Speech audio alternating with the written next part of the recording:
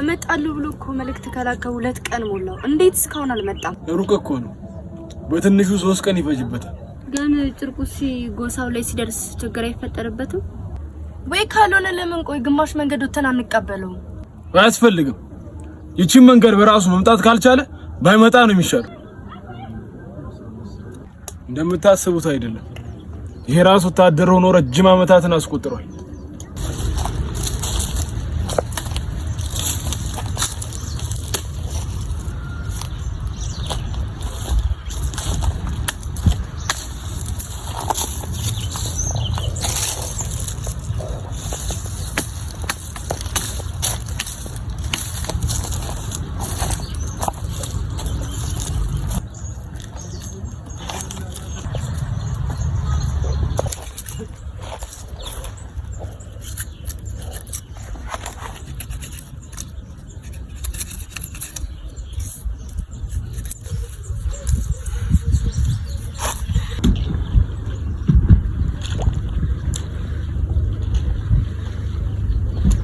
ዞር በል ዞር በል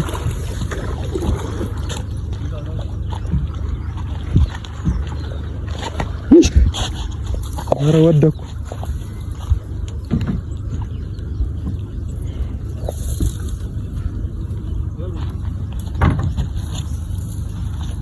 ነቃበል እንጂ